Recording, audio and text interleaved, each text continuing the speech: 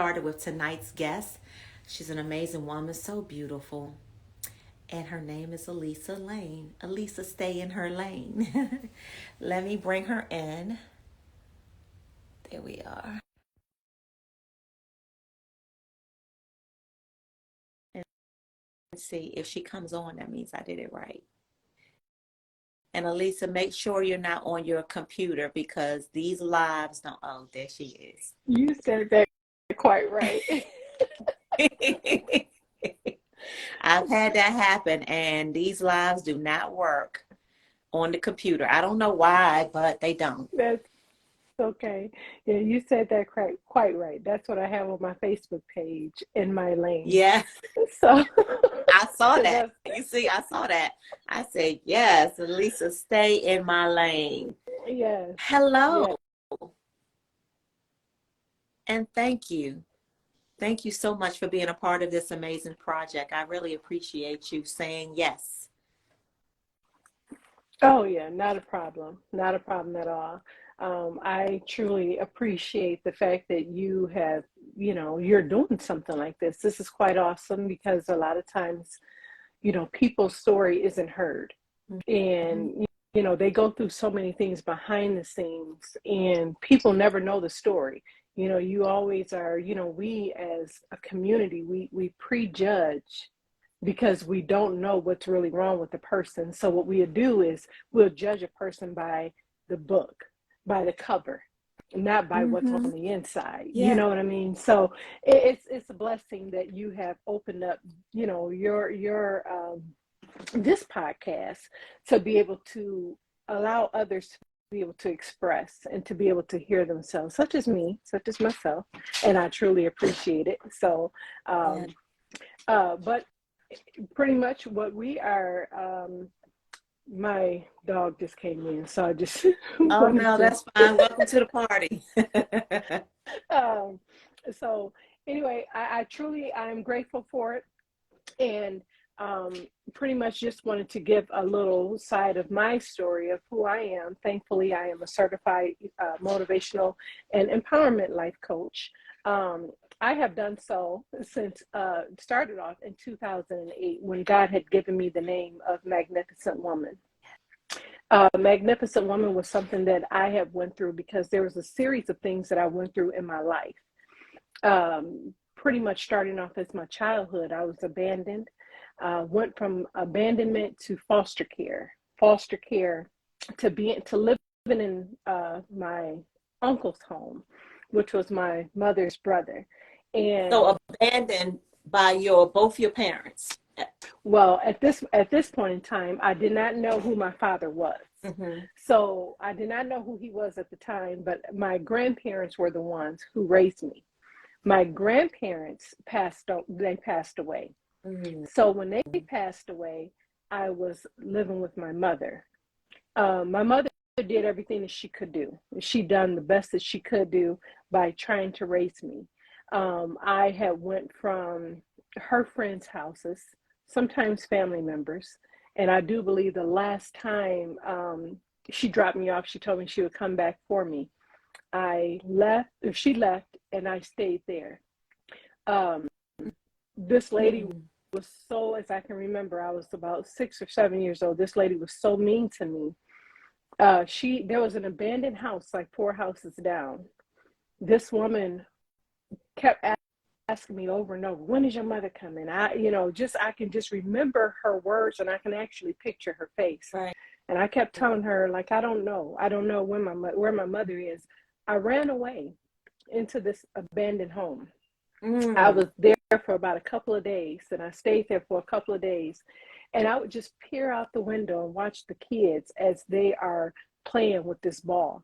At nighttime, I would go outside when everyone was inside of the house. I would go outside and I would go through the trash looking for food because I didn't have no food. I was trying my own way to survive.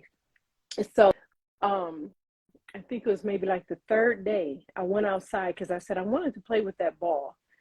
So I come outside to go play with the ball, and lo and behold, my uncle called my name. So I'm thinking I'm being rescued at this point.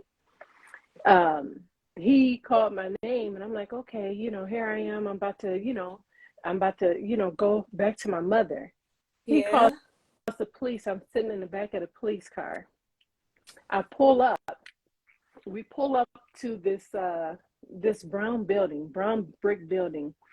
And this lady, I'll never forget her.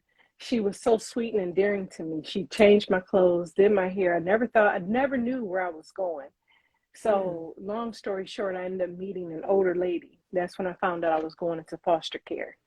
I met someone that was older, but this lady, she just didn't have it. Like we had to stay upstairs all day long, every single day, no communication, go to school, come back, go upstairs, and then come down to eat. After you eat, you go back upstairs to the next day. Like there was no in between with her.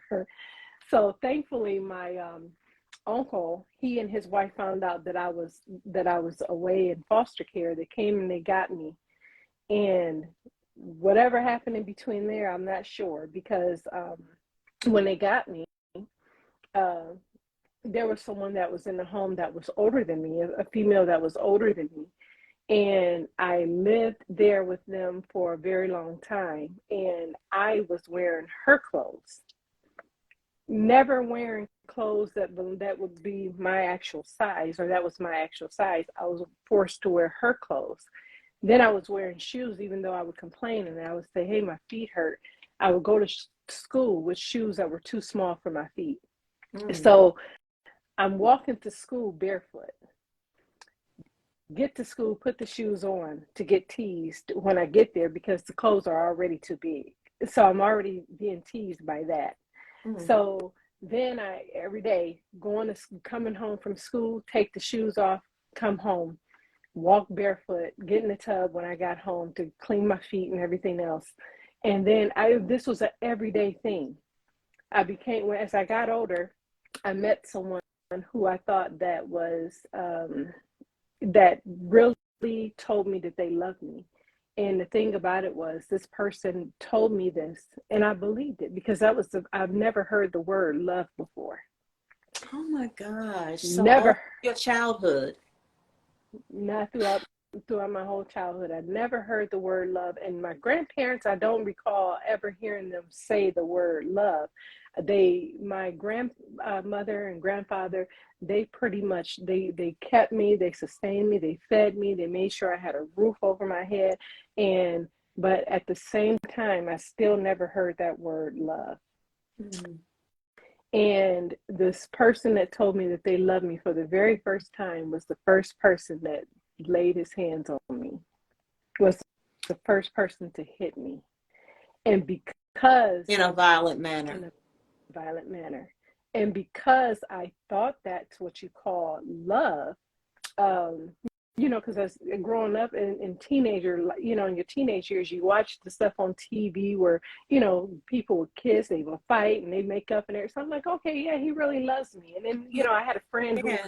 knew the story and saw the fact that I was going through this. And so they really thought, I'm like, oh, well, he really loves me. He really loves me. And the very um, years we went into this for years. I mean, just constant abuse, constant. It got to the point at one point in time, I was knocked unconscious.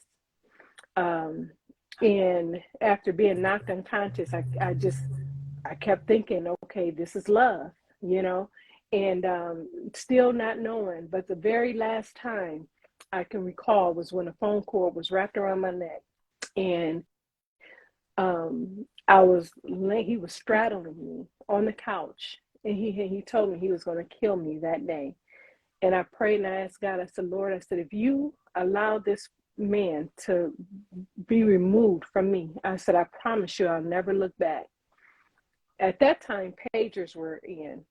His pager went off like maybe a couple seconds later. After I said that prayer, deep down inside, his pager went off. He ran to his pager. I ran out the door, called the police, and he got arrested. I had welts all over me, just everywhere, from being beaten. But at least So, you see how yes, God works, though. yes, yes. That's what I Yes. wanted. I want you to keep going, but I wanted to just pause and be like, but do you see, even in that moment, Even you're in that being moment. choked out to death or strangled to death, and you Mm-hmm. say, Lord, if you get me out of this, I will Yeah. never look I back. will never look back. I will never look And back. the beeper goes off. And You and believe in the, coincidence? No. no, honey, I believe in the power of God because it says we overcome by the word of our testimony. So I believe in the power of God, and I truly believe that God heard my prayer. And next thing you know, when his pager went off, I ran out the door. The police were called. They took pictures, all that other stuff. So then, fast forward years later, I met someone, and not knowing that meeting this person was such an awesome guy, lovable, sweet spirit, kind hearted, everything. Will give you the shirt off his back, but not knowing that he was dealing with his own demons. Yeah. He was dealing with certain things that surmounted him, things that um, I never even knew about. Well, we those things were hidden for a very long time. We got married, and those things were hidden for a very long time. Um, Next thing you know, 2017, this man gets arrested. He gets arrested.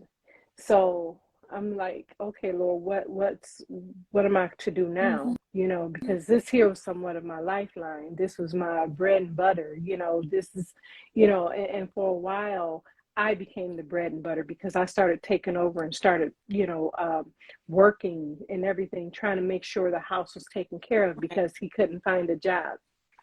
Well, he was dealing with his own struggles because he was doing, he had his own thing dealing with his friends, and they decided that they want to meet with other girls. So shortly thereafter, a couple years later, the same person that decided to put him away in jail came back around my family and I. And more so like for us to forgive and to talk about some things. So I'm like, okay, I'm forgiving, let's talk about it, or we don't necessarily have to talk about it. We can let it go. I invited her into the home because she was quite persistent, but I never thought anything about it because she was quite persistent, and I'm like, okay, well, maybe, she's real. Maybe she just want to talk about what happened or whatnot. And who is I this she? lot Who is she now? Well, she was a young lady that used to be a part of. We used to live in my home. She Okay. used to live in my home. Okay, we opened up our doors to allow her to come into the home, but at the same time, this young lady had stated that some things had happened between her and him. Okay. Um, so, long story short, I allowed her to come back into the home because she wanted to go over some things and talk about some things. So I'm like, Mm-hmm. okay. So didn't have no ill feelings. I mean, the girl ate at my house. She came over every single day, eating at my house, did my daughter's hair, everything Mm-hmm. for a whole week straight. I mean, nothing happened. Like, we're sitting here like, okay, well, maybe, she's coming to herself, whatever, I'm okay with it. Mm-hmm. By the end of the week, I'm behind bars. You? Yes. By the end of the week of her being in your house, Hmm. you're behind bars. I'm behind bars. Um, Or I'm behind bars because of the fact that it was the allegations that that was told was that we kidnapped her. We, I mean, a slew of false charges. you A slew of and this man that you were with. no, me and my daughter. Oh, you and your daughter My kidnapped. oldest daughter, Oh, yes, yes, okay. said that my daughter and I kidnapped her. So I'm like, kidnap? Like, what in the world just happened here? Because not all what they didn't realize was that every time they came to my home, I was recording. I was recording. So I recorded. I took pictures. And do you know, God yet sustained me, even while being away. God yet sustained me and kept me and my daughter protected. He allowed me to feed people who didn't have food. He allowed me to encourage young women who were in there, who were dealing with suicide. I mean, we've witnessed young women OD. We witnessed them contemplate suicide. We witnessed them commit suicide. It was just a whole thing, something that could have caused me to lose my mind. So this is why you were in jail? Yes. Wow. Yes. So did you get sentenced? The thing of it was, because they wanted to make sure that this case was going to stick, the thing of it was, we had evidence. I gave my attorney, I said, go to this date, go to that date, check this out. He looked at me and he said, for you to be away from home, he said, you have such a good memory. I said, yes, I do. I said, because it's my life on the line. And I told him, I said, go to this date, go to that date. He was going to every date that I told him to go to, and he found every piece of evidence that I told him, things that would have stood in court, that would have freed me and my daughter. And what had happened was, they wanted to, they had decided that they did not want to look at the evidence. They wanted to go off of her word. Our evidence would have freed us, but her word is what kept us. Wow. Exactly. So when my attorney said, he came to me and he said, they're offering you all a plea. I said, a plea? I said, why would I take a plea for something I didn't do? I said, would you take a plea for something you didn't do? He said, no. I said, would you want to take a plea for something you didn't do? He said, no. I said to him, I said, okay. I said, so what you're going to do is, I want you to show my family this evidence, and you let them decide as to what I should do, what we should do. Next thing you know, he still came back. What had happened was, he kept telling us, oh, your case is beatable. Your case is beatable. Your case, this is all we kept hearing. You guys going to be free. Your case is beatable. We've had other attorneys that looked at the case and said, we never should have been arrested. He even made the statement of saying that they did not want to admit the fact that they made a mistake by arresting us. They didn't want to say, like, what? So they didn't have evidence to lock y'all up. So what was so, what was the thing that got them to say, yeah, we need to go lock them up? Okay, so what had happened was, my ex, she had stated that my ex and my ex-husband and these other guys was having sex with her. Okay, so many people had came about, was saying, that's not true. We know the backstory. I told them, I don't care, don't want to hear it. So she never told them. She told them that she was never at my home. But the pictures, the videos that I had in my phone proved that she was at my home.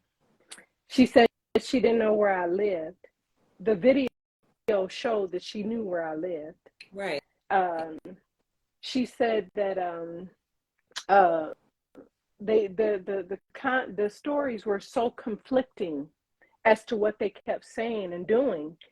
You can see the conflict in the conflict of the stories as to what they were telling, and they still went about their stories anyway. They still held on to their stories, no matter how much they lied. The stories were at one point they said, oh, my daughter, now we never owned a gun ever in our life. They said that my daughter had a silver gun. Now this was in January. They said that my daughter had a silver gun. Then they met with them again in September or October some months later, then they said my daughter had a black gun. So all of these stories is being told, and not one time are they scratching their heads saying, wait a minute, you said back in January this, and now you're saying in September this. Yeah, because I'm scratching mine. Yes. And baby, I had the paperwork to prove it. I had everything to prove our innocence, and everything that could have went to the courts to prove our innocence. However, they did not want to see it. They still wanted to make this person feel like she was a victim, when it's like, okay, I don't mind. Listen, one thing about me, I am a life coach at heart, but not only that, I'm a mother, I'm a daughter, I'm a woman of God. So one thing I do not play with, because I know what it's like to be traumatized when someone do something to you that you don't give consent to, especially as a child or as an adult. I advocate strongly for things like that. You know, I don't want to see anyone hurt or harm when it comes to their life in that way, you know, whether it's male or female. So I stand up for that. So if you say such and such did this to you, and you come to me with it, I'm gonna make sure, I'm gonna carry that through. I'm gonna find out, like, hey, what happened? Because I want to know, even if I have to go to the authorities myself, I want to know. But however, I want to know what's really going on behind the scenes. You know, I didn't have to necessarily know her story or the things that had happened. My biggest thing was my freedom. Wow. So how much of your freedom was robbed of you? You know, how long did you have to go through that ordeal? 18, we fought it for a whole year, almost, for over a year, almost a year, 18 months. That's over a year. Yes. 18 months is when I came home. Are you serious? Mm-hmm. Both you and your daughter? Mm-hmm. 18 months? Well, she was a couple months after me. I think like 20 months. Mm-hmm. So that's been like experience. 4 years. Yeah, like 4 years ago. Okay, so you're released after 18 months. What's your life looking like at that point? Well, quite dim at the moment, at that time. Mm-hmm. You know, because you have people that judge you, people, you know, that know you, or because the way I see it, if I know you and something like that was to come about, either I'm going to come to you and talk to you and say, hey, Terry, like, what's going on? But if I know that's not your character, then there's nothing I can say. Oh, like, oh yeah, honey, I know that's a lie, you know, because I know that's not what she'll do. Right. She ain't about that life. You know what I mean? Right. It got to the point to where sometimes, you know, you go to church, people look at you crazy, side eye. Mm-hmm. Yeah, when the church is supposed to be the healing place, the church is supposed to be the forgiving place. But no, that's the place where people look at you, size you up and down, and make you feel as though, you know, oh, what are you doing here? You don't belong here. You know, I went through that for a season of my life, for a good period of my life. Shade thrown over the pulpit, you know, talked about slightly over the pulpit, everything but said my name. You know, but I had to grin and bear it. I had to grin and bear it. And the thing I had to really focus on was to say that what was said about me is not who I am. Not who you are. That's not who I am.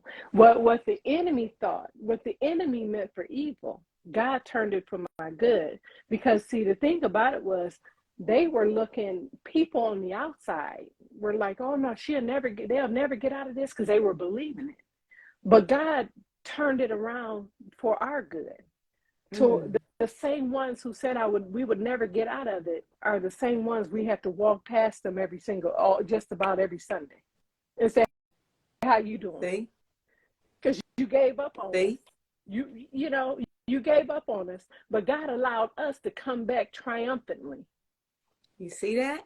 Yes, Look at it. yes, yes. And God has not only allowed me to become the empowerment life coach, but he also has allowed me to yet speak into young people's lives, to share with them, this is not, this is, you watch the company you keep, because it's very important. You allow certain people into your space, you never know what's, because it's easy to get in there, but it's hard to get out of there. Watch the company you keep. So Watch. that's a say in all of this. What lessons did you learn?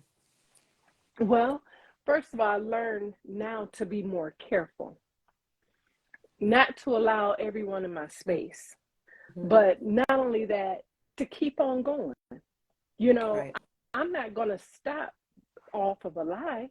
I got to keep on going, because there's more people out here that need me. There's And this part of your testimony that has been being developed ever since you were a child, left to fend for yourself. right, You know, right.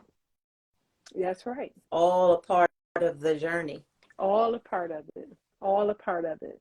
So, you know, my lesson is to make sure that I help people, young as well as old, to stay on the right path by encouraging them, letting them know that there's a better way. And it all starts with the mind. Yes.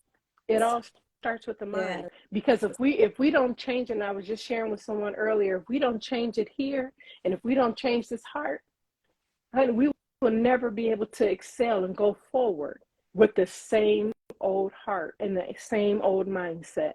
You know, Here and forgiveness here. is the key. That's right. Yeah. Forgiveness is the key. And you Yeah. have to forgive when people do you wrong, when they talk about you, when they lie on you, when they scandalize you. You've got to continue to keep moving on no matter what. You said something key though. You have to forgive, because the forgiveness is not for the people who wronged you. That's It right. doesn't do anything for them, Mm-hmm. but That's it right. frees you. That's right. Forgiveness frees us That's of right. that burden, walking around mad and angry and resentful and hating and stuff. It That's relieves right. us, and it fulfills one of our assignments for God. He tells us that's what we are supposed to do. You know That's what I mean? right. Like, That's right. that's a requirement. It is. So It the is. forgiveness is for us, Mm-hmm. because we have to be accountable to God for For ourselves. The ourselves. people that do us wrong, that's not our business to correct them. That's up to God to handle. Mm-hmm. Mm-hmm. Mm-hmm. And that's the mentality that I had to take on. I had to say, Lord, this is something for you to handle. This is bigger than me. Yeah, This is way bigger than yeah. me. And so I had to realize that, okay, you have to step out of the situation. Although it hurt me, you know, because it's like the ones that you love and do good to is the ones that sometimes that cross you, you know. Absolutely. But at the same time, you have to say, Lord, give me the love that you want me to have, and the love that I should carry, because I don't want to go to hell hating on somebody else or being envious or jealous of someone else. So allow me to forgive for what was placed on Mm-hmm. me. Because I mean, anyone with a mindset like that, anyone could have just went haywire. I could have lost it and been somewhere in the mental institution, but God Yeah. kept my mind, especially seeing all the things that we've seen. You Hmm. know, so as of today, I stand on my story. I'm not standing in the story. I'm standing on my story. Yes, I love that. I Mm-hmm. love that. And so, how's life for you today? And what about your daughter? Oh, my daughter, she's doing well. Life is good. I mean, I can't complain. God has truly blessed me as well as my children. He has, he has given us back our bond, because my children, they were always so connected. and my younger daughters would go through so much, because we were all Yeah. separated. But now that we're back together, I have a lovely grandbaby, and just being around my family all over again is just a joy for me. Because now, I'm in my book is about to be going to be released here soon, and so we're making strides. So when the book is released, you got to come back on so we can talk about it. Yes, yes, yes, indeed. I would love to. When do you anticipate this book? Hopefully, it's in the making now. So I'm believing by the end of this month, and then we're going to take it through the publishing phase. So more so like about a month or so. Okay, but we're saying this year, I can see, I will be able to hold you accountable that 2023, Yes, we have the book. yes, Okay. yes, Okay. most definitely. So in the meantime, in between time, wow, your journey has been something. Did you ever, because try to think about what my viewers and listeners would have wanted me to ask you. Mm-hmm. And I think one of the questions still is, whatever happened with the relationship with you and your mom? Did she ever show back up? Did anything happen to her? Like what happened? My mom and I, we still have a relationship to this day, thank God. I talk with my mom every day. Yay. Yeah, and her and I, we were able to talk about some things that really, things that affected her as a teenager. And she was sharing with me how there were some things that she went through in life, at that young age after having me, that she could not be there as a mother. And I understood. Like, her and I were able to have that conversation. And so it's like, I understand now your place. Because Right. at first I couldn't. And the reason I couldn't was because we all were at a store one day, and a young lady, my mother introduced me into this young lady and her daughter. So the lady says, "Oh yeah, this is, your mom was such a good help with me and my daughter. When my daughter was, when she was little, she helped raise her." I'm like, huh? You were there for someone else's daughter? Right. You wasn't there for me, you know. And I walked out of that store literally crying. I can imagine Yes, I how you walked must have out the felt. store. Yes, I walked out the store crying. Like, how is it that this lady can say you helped her and her daughter, and you would watch her daughter, but you couldn't take the time out to watch Your own me, daughter. and I'm your own daughter, and here I am in foster care. What was Yeah, her answer? she apologized to me Okay. for it. I accepted it, but I really accepted it after she shared some things with me as to the trauma that she experienced at home Yeah. and why she wasn't there for me. So Okay. I had to then take into my mind, like, okay, I wasn't there for that, but I do feel that it was quite traumatizing for her, at the time where she could not be there for me as a mother. Yeah. Yeah. Well, I'm glad to hear that though, because you only get one mom, and Mm-hmm. parents don't always get it all right, No, And like you no. said, she had you at a very young age. Yes, She only knew what she knew. She probably didn't know anything about how to be a mom. Her exactly. circumstances probably drove her to, leaving you and not coming back. Mm-hmm. And it probably did, Mm-hmm. weigh on her heavy. And then at some point, she probably was like, now, I mean, I've abandoned my child so long. What do I do? You know what I mean? And so I'm Mm-hmm. just very Mm-hmm. grateful that, God is a restorer. He is. He definitely is. And I'm very, very grateful to hear that you all still have a relationship to this day. Yes, we do. That we So do. do you feel that any of the upbringing that in the trauma you experienced in your upbringing impacted you as a mom? Do you feel like there were things that you could have done better, but it was based on what you knew? Well, for one, as far as my children, I do believe within myself that I was and am still a good mother. Right. So you Um, gave them what you did not have. exactly, Great. exactly. I tried to go over and beyond. Like, I mean, I was that mother to where when they were in school, the first thing I would ask, how's your shoes? Is your shoes okay? Because Because we remember the story about you. yes. Yeah. So I'm asking them like, hey, if anything ever happened, you all right? Let me know because I'll go get Right. you some more shoes. But I would stay on them constantly. Mom, we're okay. I'm like, okay. So I think I was doing a little bit too much with them in a sense. I think I could probably, what bothered me for a very long time is that I should have sheltered them a little bit more from this last situation. Yeah. And I So that's felt another lesson. yeah, that was a It's another lesson. life lesson, you Exactly. know? That was the only thing that I thought about more of. I'm like, man, you know. God kept a hedge of protection around all of y'all, though. You see Oh that? yes. And Oh look, yes. look at you now. Yeah. You don't Yeah. look like anything you've been through. Amen. You know Thank you. that? Thank you. Just beautiful, just a beautiful, vibrant woman with an amazing spirit. So, and I'm just thankful to God. I'm always thanking God for what he can do. And stories like this confirm over and over and over again the amazing things that God can do in your life. No Oh matter yes. what. No No matter matter. what. You were like at the bottom. I mean, what's worse than being in jail? Mm-hmm. Mm-hmm. When you know you don't belong there. Yeah.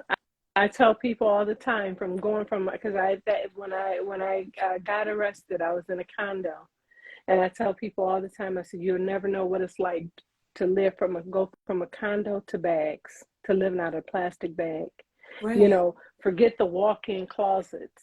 Forget, being able to have the bathroom accessible to you because it's right there in your bedroom. Right. Forget all of those things. Right. All of those You're those yeah, are like luxuries, man. Those are life yes. luxuries. Yes, I didn't have that anymore. Hmm. So I had to sit here and I had to really think like, oh my God. And I broke down. And when I was in the cell and I just cried, I'm like, Lord, I done went from a condo to a trash bag. And here I am going through just rummaging through just t-shirts because that's all I had, t-shirts and socks and pajamas.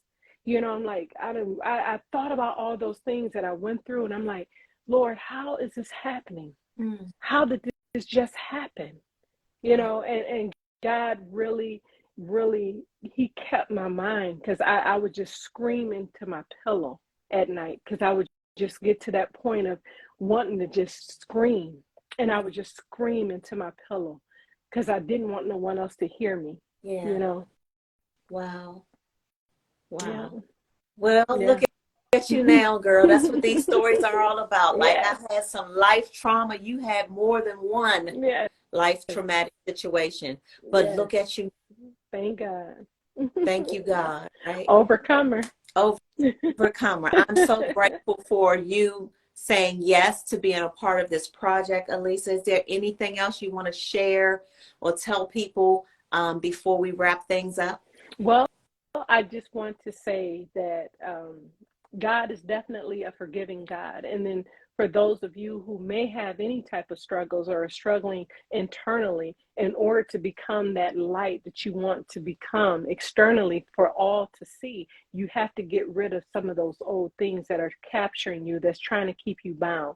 So I am definitely one of the life coaches that will help a person or any person as far as relationship wise, family wise, individuals to be able to get to the place where they want to be. Because you cannot plateau and soar by yourself. You need someone to be able to help lift that load and that burden. So here I am to be able to listen to what you're trying to help you get to the place where you need to be. I love it. I love it. Yes, y'all hear that, right? Well, thank you again. Thank you all, everyone on here who's tuned in tonight, who has commented, who sent hearts and everything. Thank you all so much. Yes, I Um, appreciate it. Listen, we do this every Tuesday. Next Tuesday will probably not be on here. It is Valentine's Day next Tuesday. Oh. I'm not a big Valentine's Day celebrator, but you know, you just never know. You know, it is Valentine's Day. So, but we will resume our weekly Trauma to Triumph Instagram lives on February the 21st, which is the Tuesday following Valentine's Day. We have another amazing story on that day already, ready and loaded. So I'm excited about that. If you all know of anyone, or you yourselves that are watching, have a story about how you went through life trauma and you want to talk about it, let's talk about it together on Trauma to Triumph, and we will go through the journey of how you transition from trauma to triumph. You can go on the website, which is www.trauma2Triumph.com. Submit your story there. You can also donate right there on the website. There's a button on my website that says donate, and no amount is too small. I've gotten some young people, like my son's age, 15, that will send me cash apps for $5 and be like, Miss Terry, we want to help you with your project. And when I tell you, that just makes my heart smile. That means just as much or more to me as a $50 donation. You know what I mean? That's so right. it's just this where God is taking this project is really blowing me away, because every week when I say, I don't know how I'm going to do this, or I don't know how I'm going to get the marketing done, I don't know how I'm going to get this done, he always makes a way. Yes, he will. Always. And one thing my husband taught me, my husband teaches me all the time, is move in the direction of the vision that God gave you without figuring out how. When you don't have the money, you move towards it anyway. Just do it and watch the doors open up. So that's one thing I've learned about how God works and how faith works. And I've been shown that through this project, because there have been so many closed doors where I'm like, now what? How do I get this done? How am I going to get this done? But he always finds a way. He's been finding people along the way that are willing to just help me out with this project, just because they believe in me or believe in what we're doing, you know, and it's all God. And so I'm just thankful. So I just wanted to say thank all of you for whatever, if you've contributed your time, your money, your prayers, your space, your facilities, your expertise. I have a brand expert who won't take my money. She said God told her she is supposed to help with this project. All right. Amen. Awesome. And she said she's being obedient to what God told her to do. Awesome. So that's how I know I got to keep going. You got to. I got to keep You have going. To. More amazing stories, right? More. Yes. More people being healed. So I'm going to keep you posted to when we're going to do a Trauma to Triumph brunch. And as this project moves along, I'm going to want, you know, my participants on these Instagram lives to, you know, pop back in, and we continue to develop this amazing content. So be ready when I call on you. Oh, yes, for sure. Okay. Much love. Thanks again. Thank you. Much love, y'all. I'll see y'all again. Thank you again, and share this.